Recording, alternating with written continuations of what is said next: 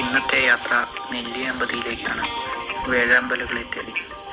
താണ്ടാൻ ദൂരം ഏറെയുള്ളതിനാൽ രാവിലെ 3:30 തന്നെ അമ്മയോട് യാത്ര പറഞ്ഞിറങ്ങി.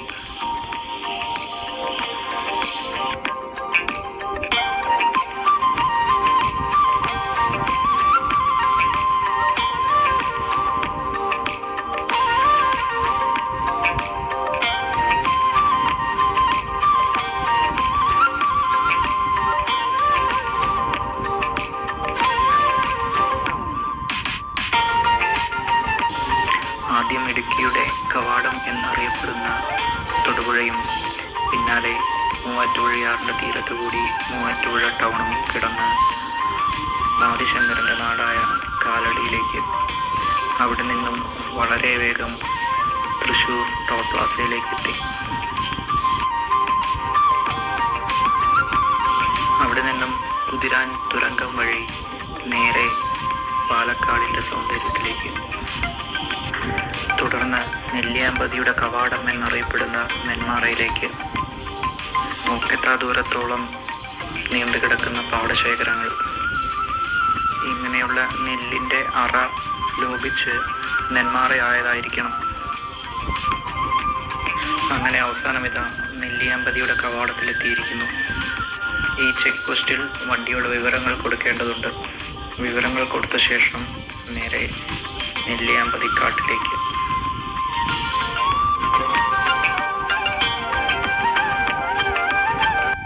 മഴക്കാടിൻ്റെ സൗന്ദര്യവും വഴിയിലുള്ള വെള്ളച്ചാട്ടങ്ങളും കണ്ട് മുമ്പോട്ട് പോയിക്കൊണ്ടിരിക്കുമ്പോൾ അതാ മുമ്പിലൊരു കാട്ടി.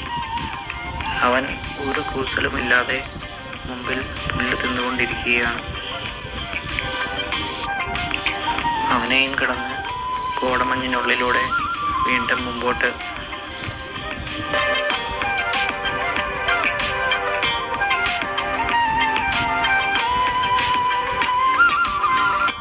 അടുത്ത കാഴ്ച ഇതാ ഇവനായിരുന്നു. നമ്മുടെ കാടുകളിൽ നിന്ന് അന്യം നിന്നും പോയിക്കൊണ്ടിരിക്കുന്ന സിംഹവാലൻ കുരങ്ങ്. വനനശീകരണവും 3 വർഷത്തിലൊരിക്കൽ മാത്രം ഇണചേരുന്ന ഇവയുടെ സ്വഭാവവും ഇവയുടെ വംശത്തിന് വളരെ വലിയൊരു ഭീഷണിയായിക്കൊണ്ടിരിക്കുന്നു.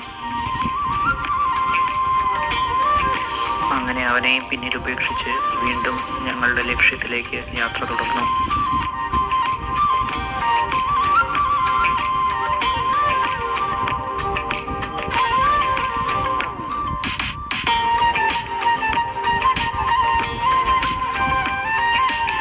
നെല്ലിയാമ്പതിയിലെ തേയിലക്കാടുകൾക്ക് വല്ലാത്തൊരു വശീകരണ സൗന്ദര്യമാണ്. എപ്പോൾ കണ്ടാലും കുറച്ചു നേരം നോക്കി നിന്നു പോകും.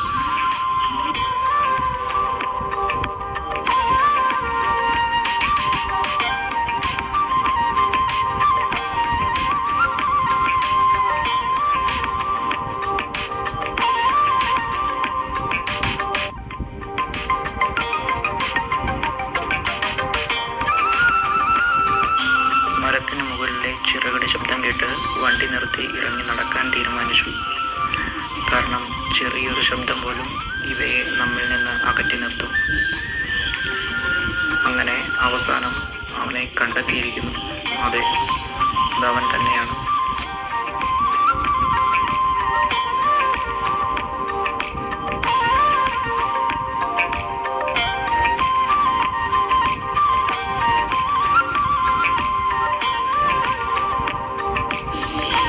നല്ല ഷോട്ടുകൾ കിട്ടാൻ വേണ്ടി കാടിനകത്തേക്ക് കയറണമെന്ന് വിചാരിച്ചിരുന്നു.